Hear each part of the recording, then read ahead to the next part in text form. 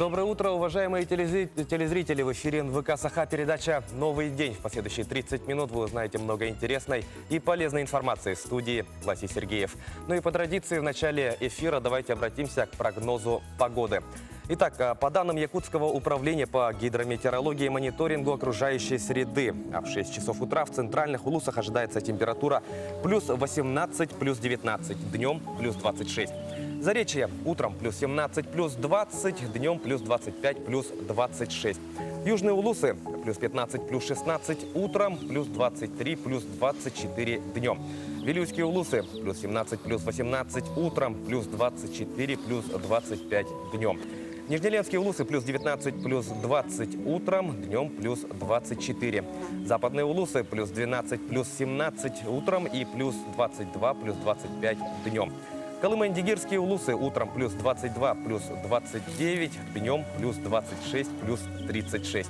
Янские улусы утром плюс 19, плюс 25, днем плюс 25, плюс 29. Северо-западные улусы плюс 17, плюс 7, плюс 16 утром и плюс 9, плюс 19 днем. В Якутске в 6 часов утра температура воздуха плюс 16 градусов. Атмосферное давление 758 миллиметров ртутного столба. Ветер восточный 3 метра в секунду. Днем ожидается плюс 24, плюс 26 градусов.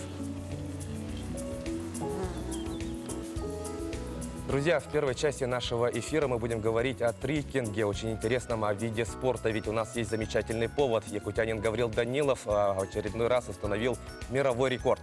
Итак, на связи с нами Гаврил Данилов, уже трехкратный рекордсмен мира по трекингу. Ну что ж, Гаврил, доброе утро. Доброе утро, страна. Да, ну что ж, давай сразу в начале нашего диалога объясним нашим телезрителям, что же такое трекинг.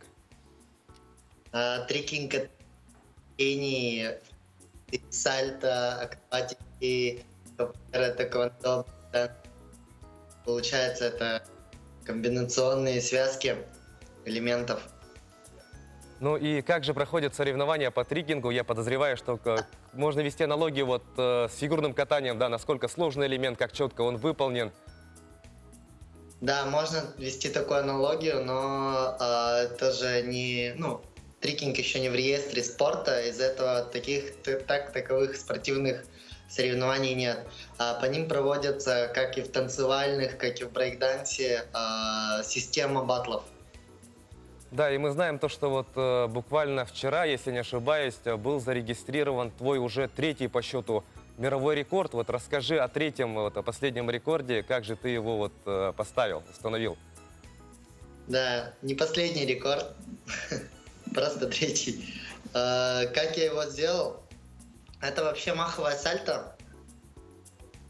Сальто маховое с винтами тоже. Три оборота сделал маховым сальто. С одной ноги получается. В два направления. То есть это в левую сторону, в левую сторону и в правую сторону. Вот, то есть в ту сторону вращался и в ту сторону вращался. Это как левой писать и правой писать одновременно. Ну, как то мы знаем... есть два направления выполнил. Вот в этом уникальность элемента.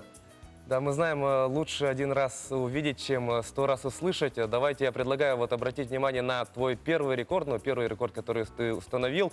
Расскажи, в каком году это было и что за это элемент? Первый рекорд — это 5 винтов. Такой самый, наверное, нашумевший рекорд, потому что вокруг него очень много обсуждений было. Первый рекорд поставлен был в 3 февраля 2019 года, если не ошибаюсь.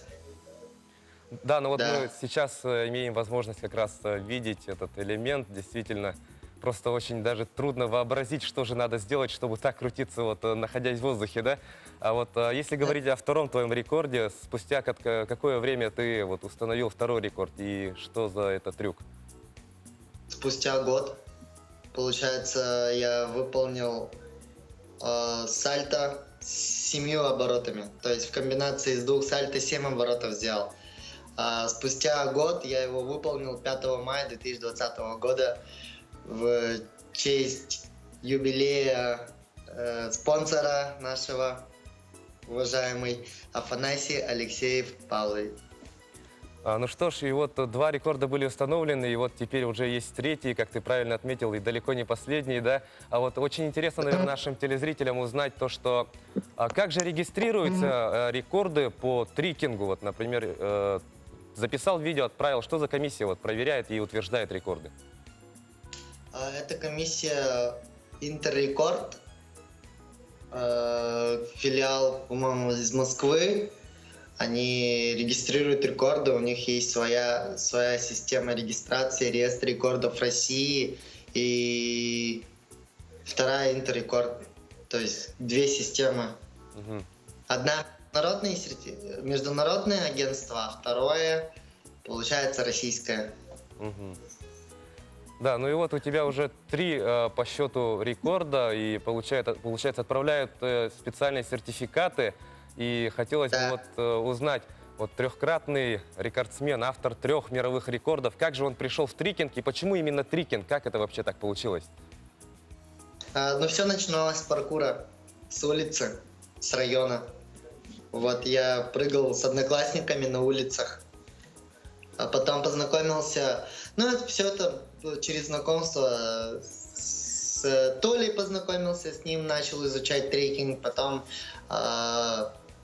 потом начал видео смотреть и больше углубляться в трекинг. Потом первые соревнования, потом вторые соревнования, узнал, что у нас есть люди, которые занимаются трекингом не только в Якутске, но и по всей России.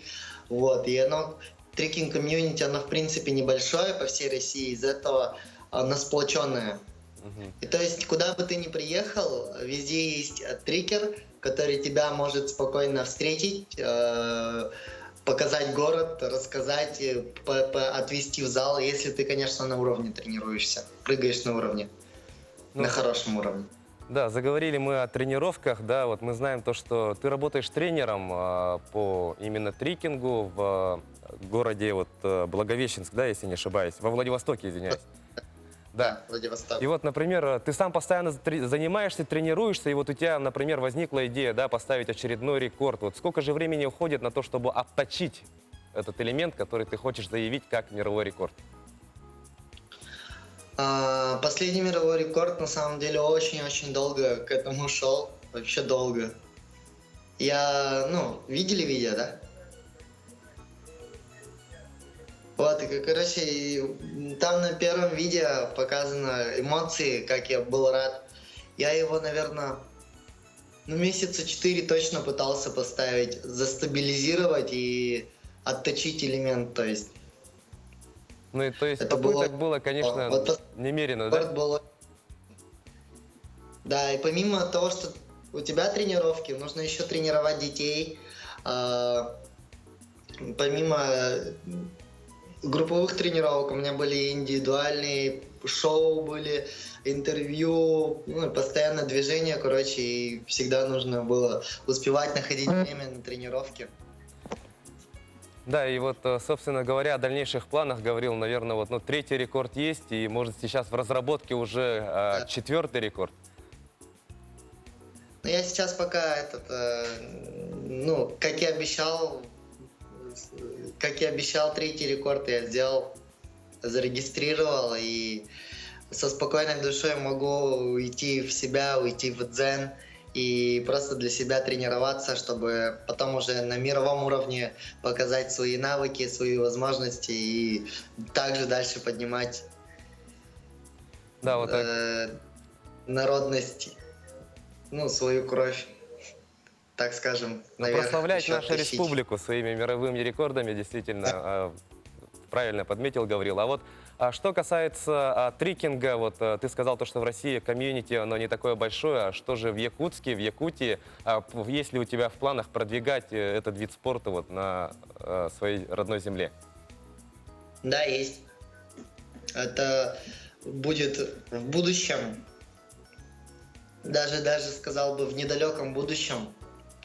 Вот, я хочу на самом деле приехать в Якутск и развивать здесь. Я даже знаю, как я начну развивать это направление здесь.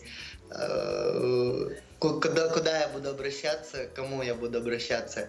И, короче, у меня заготовлен очень большой план по поводу, как поднять молодежь нашу в этот. Ну, то есть есть конкретные планы, и ты будешь действовать согласно вот именно этому плану. Да, ну что ж, Да. Гаврил, еще раз поздравляем тебя с тем, что ты установил уже 3-й по счету мировой рекорд. Спасибо, что откликнулся на наше приглашение, принял участие в нашем эфире. Желаем тебе удачи в последующих твоих свершениях, новых тебе побед и, конечно же, успехов в тренерской деятельности. Друзья, с нами на прямой связи был уже 3-кратный рекордсмен мира по трикингу, автор 3 мировых рекордов Гаврил Данилов. Ну а мы идем далее, продолжаем тему спорта. Спорт потихоньку продолжает возвращаться в прежний режим, а это значит, нам есть о чем вам рассказать. Итак, друзья, мы подготовили обзор спортивных новостей. Давайте посмотрим.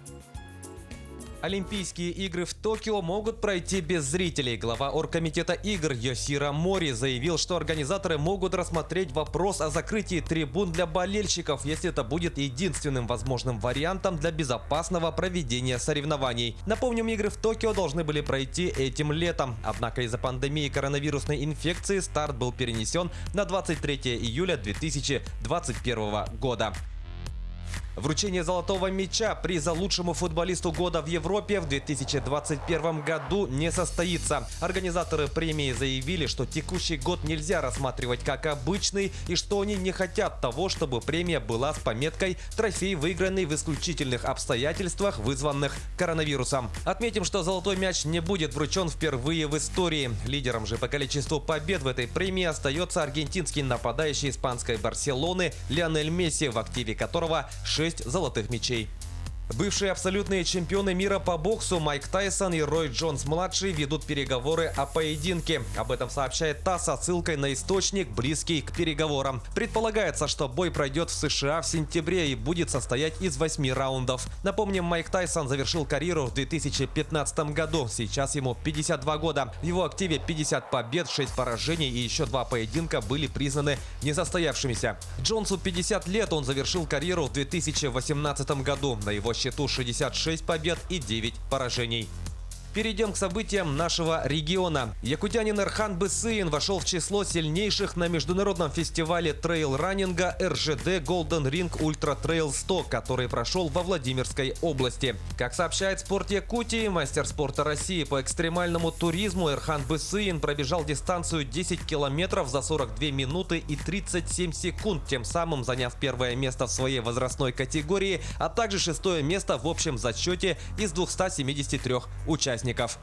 Президент России Владимир Путин поручил за 10 лет увеличить долю занимающихся спортом россиян до 70%. Об этом говорится в указе президента о национальных целях развития Российской Федерации на период до 2030 года, который был опубликован пресс-службой Кремля. По статистике Министерства по физической культуре и спорту Республики за 2019 год в нашей республике физкультурой и спортом систематически занимается 376 185 человек в возрасте от 3 до 79 лет. Это составляет 41,5% от всего населения Якутии. Друзья, спешите подключиться к системе лояльности «Свои», чтобы получать кэшбэк до 40 тысяч рублей ежемесячно, оплачивая покупки картой Алмаз Эргейн-банка в сети партнеров. Более подробную информацию вы сможете найти на сайте свои.albank.ru. Ну что ж, друзья, сейчас пришло время для нашей постоянной рубрики «Пусть мама придет». Давайте посмотрим. Вот к нам недавно приехали из города Нюрбы 3 родных. Старшая Аня, которая рисует, ей 10 лет. Алина, ей 9. И Рома, самый младший из них, ему 8. Все дети очень активные, веселые, занимаются у нас в разных кружках, секциях, посещают кружки фольклора. Девчонки занимаются хомусе и рукоделию. Рома у нас спортсмен, любит заниматься футболом, Я тоже. Сейчас вот катается на лыжах еще. Я тоже. Я тоже. И вот, как вы видите, любят настольные игры. Мы часто здесь устраиваем соревнования, любим играть. Аня и Алина вместе учатся в 3 классе. Девочки старательные, усидчивые ученицы. Внимательно слушают свою учительницу, проявляя большой интерес к учебе. Их младший брат, 8-летний Рома, учится в 1 классе. Ему, как и его ровесникам, интересно открывать для себя новый мир знаний. И делает это Рома с большим удовольствием.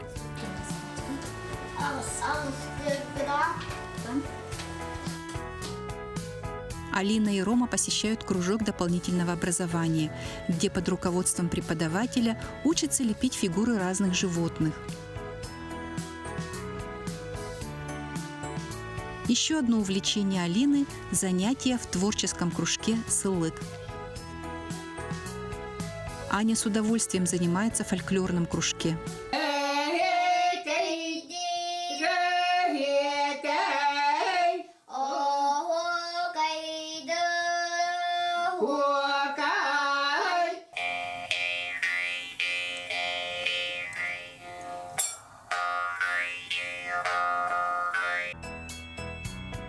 Аня и Алина очень любят кататься на лыжах.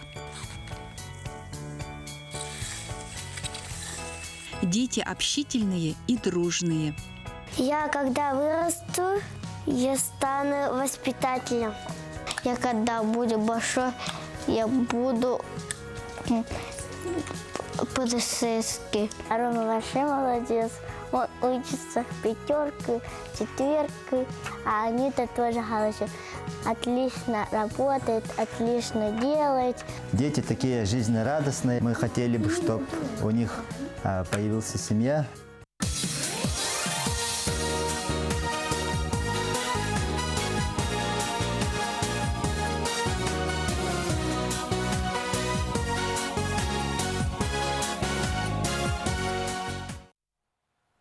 Лето, пора активного отдыха. И сейчас во второй части нашего сегодняшнего эфира мы будем говорить об одном очень интересном и красочном виде спорта.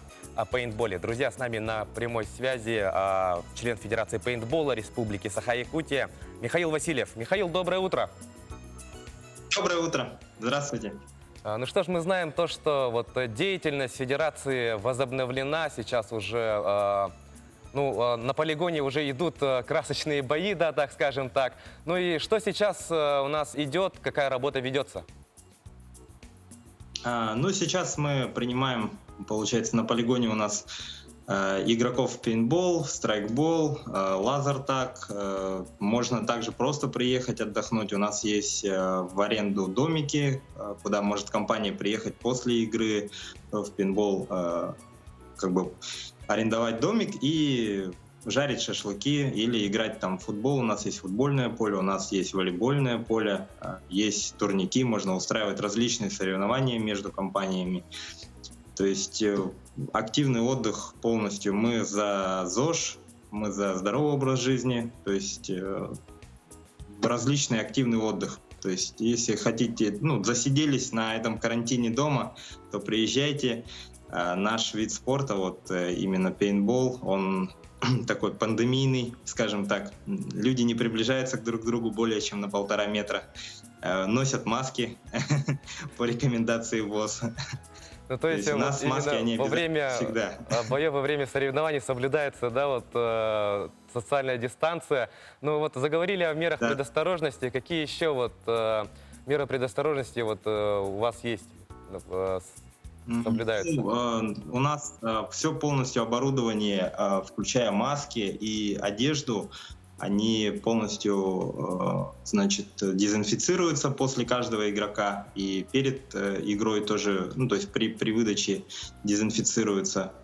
Одежда всегда, это у нас и до пандемии было, всегда стирается, то есть после каждого игрока сменная одежда, именно камуфляж, он обязательно проходит стирку. То есть все стирается, сушится и затем уже выдается на прокат другому пользователю. Ну, то есть люди, которые хотят заниматься вот пейнтболом, могут не бояться коронавирусной инфекции, однако некоторые люди могут бояться боли. Вот часто бывает такое, что вот вроде хочет человек пойти поиграть, однако боится боли. Вот об этом. Но боль, она как бы, как скажем, боль — это ваш союзник, она помогает вам понять, насколько вы быстрый, как герой там какого-нибудь фильма про команду или еще что-то. Сможете ли вы пробежать, и вас никто не заденет, или все-таки лучше отсидеться. То есть тут уже включается мозг ваш во время войны, так скажем, ну, пейнтбольной. Вот. И, значит, ну, для тех, кто совсем прям боится, да, синяков там и каких-то, ну, последствий, да, от выстрела шариком, есть игра лазертаг. То есть там никаких абсолютно в вас предметов не летит, как в пейнтболе, допустим, там в пейнтболе летит шарик, в страйкболе летит тоже пластмассовый, чуть поменьше шарик, да, а в лазертаге там летит лазерный луч, он летит не в вас, а в ваши датчики, и он регистрирует попадание, то есть происходит вибрация по датчикам, и вы понимаете, что в вас попали. Вот. Для совсем маленьких вот лазертаг самое то. Но у нас дети, в принципе, с 8-9 лет, они предпочитают больше пейнтбол играть. То есть для них именно само ощущение, скажем так, настоящей войны, оно более важно. Ну, то есть адреналин, да, конечно. Ну, да, адреналин. Есть, Да, значит, вообще бесконтактный вариант, это у нас лазертаг, да. А вот если все-таки говорить на основную тему, да, нашего диалога вот, о пейнтболе, как я знаю, там иногда используется вот защитная амуниция, да, вот, например, под комбинезон люди надевают вот, ну, типа бронежилета, что ли, вот пластмассовые. Да, у нас есть в прокат бронежилет, он как бы смягчает удар. Ну, девушки в основном, девушкам бесплатно выдается бронежилет. Парням по желанию там, ну, арендуют они обычно. Ну, в основном как бы есть индивиды, которые вообще полностью бегают с голым торсом, им нравится эта боль. То есть они таким образом показывают свою смелость и удаль. Ну, это психологическая атака еще, наверное, на соперника. Да, еще психологическая атака, когда на тебя бежит полураздетый мужик с ружьем. Ну, я думаю, это напугало бы любого.